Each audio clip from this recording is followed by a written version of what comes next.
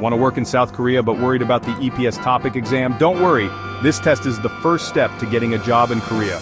And today I'll share proven tips to help you pass on your first try.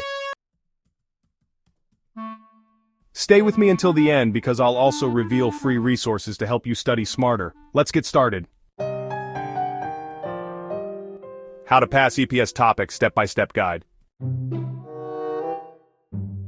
The EPS-TOPIK, which stands for Employment Permit System, Test of Proficiency in Korean, is a language test required for foreign workers who want to work in manufacturing, fishing, and agriculture in South Korea under the E9 visa.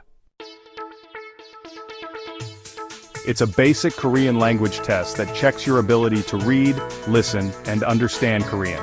The higher your score, the better your chances of getting selected for a job. Now that you know what the test is, let's go over how to study effectively. Here's a simple but effective study plan to help you prepare for EPS-TOPIK. Step 1. Learn the Korean alphabet, Hangul. First, master the Korean alphabet, Hangul. It looks complicated, but it's actually one of the easiest writing systems to learn. You can do this in a few days using free apps like Duolingo, or learn Korean in 30 days. Step 2. Focus on common vocabulary and phrases. The EPS-TOPIK exam covers basic workplace Korean. Start with the most commonly used words, especially related to work, tools, commands, and daily conversations. Step 3. Practice listening and pronunciation. Since listening is half the test, practice with Korean audio and conversations. Watch K-dramas, listen to Korean podcasts, or use apps like Talk to Me in Korean to train your ears. Taking practice exams is one of the best ways to prepare. You'll get familiar with the test format and improve your speed. You can find free practice tests online at HRD Korea's website. Studying with others keeps you motivated. Join Facebook groups, Telegram channels, or YouTube communities where people share tips and resources. Even smart test takers make mistakes. Here's what not to do. The test is time-limited. Many fail because they run out of time.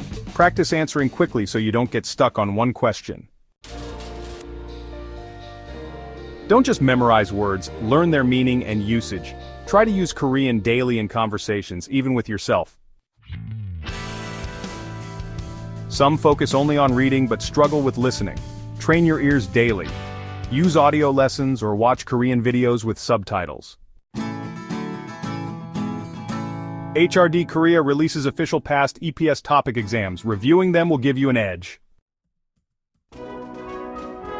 Good news, there are free resources available to help you pass. HRD Korea offers free EPS-TOPIK study materials on their website. You can find them at https://www.hardkorea.or.kr. Make sure to take advantage of these resources. Check out Duolingo Korean for a basic Korean learning app. You can visit their website at https://www.duolingo.com. For free audio lessons, head over to Talk to Me in Korean. Their website is https://talktomeinkorean.com.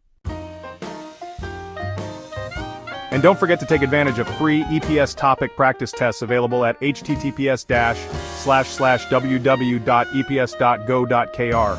Use these free tools to study anytime, anywhere.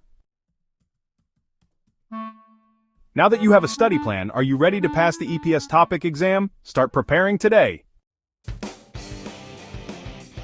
If this video helped you, share, and subscribe to Work Abroad, Life and Legal Tips for more updates on working in Korea. What EPS-TOPIK topic should we cover next? Comment below.